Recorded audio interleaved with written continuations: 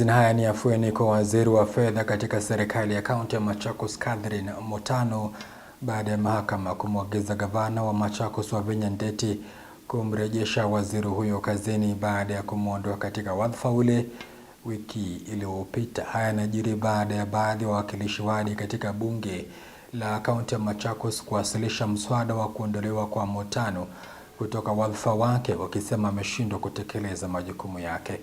Waziri huyo akibaini kuwa kuondolewa kwake katika wadhifa huo ilikuwa ni kinyume na sheria na madai ya wawakilishi wale hayana msingi wowote. Isaac Musyoka anafunga kazi. Siku chache baada ya gavana wa kaunti ya Machakos Wavinya Ndeti kumfurusha Catherine Mutanu kama waziri wa fedha katika serikali ya kaunti ya Machakos, baada ya baadhi ya wawakilishi wadi kuwasilisha mswada katika bunge la kaunti wa kumwondoa kama waziri. Good morning.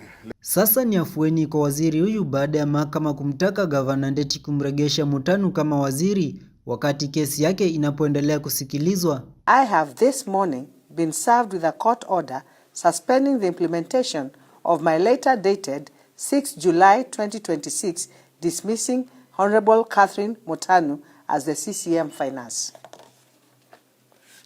In compliance with the said order and in obedience of the ongoing court process, I hereby direct that Catherine Mutanu reports back to office as the CCM Finance with immediate effect. Catherine Mutanu akidokeza kuwa alikuwa ameondolewa kutoka kwa wadhifa huo kinyume cha sheria na kamati ya bunge la kaunti ya kumfurusha iliundwa kinyume cha sheria na wakilishi wadi wale walishindwa kutoa ushahidi wa masuala waliokuwa wakimtuhumu.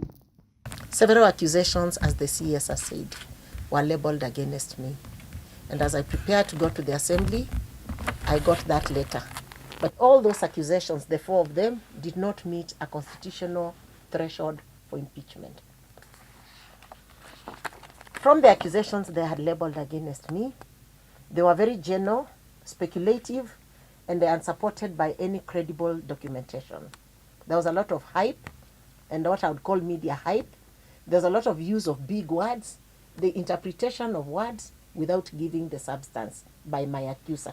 Wakilishi wadi wale wakiongozwa na mwakilishi wa Mbioni Peter Kilonzo walimtuhumu Mutanu kwa kushindwa kuitekeleza kazi yake, madai aliyokanusha kwa kueleza ameitekeleza kazi aliyopewa kikatiba vilivyo na kubaini kuwa tangu awe waziri wa fedha amewezesha serikali ya kaunti ya Machakos kukusanya ushuru wa bilioni 3.35 kutoka kwa bilioni 2.18 iliyokuwa imeokota mwaka uliopita.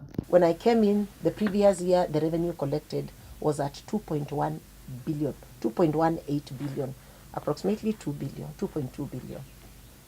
But by the end of the financial year that I'm being accused, on 30th of June 2026, the revenue for the county stood at 3.352 billion. Is that revenue that can be collected by someone who is incompetent? Where does gross misconduct come there?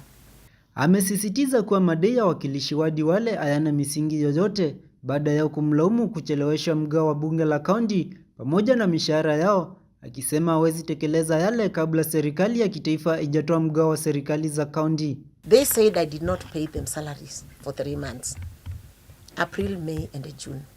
But we pay them salaries and allowances, their DSS, based on when we receive the exchequer.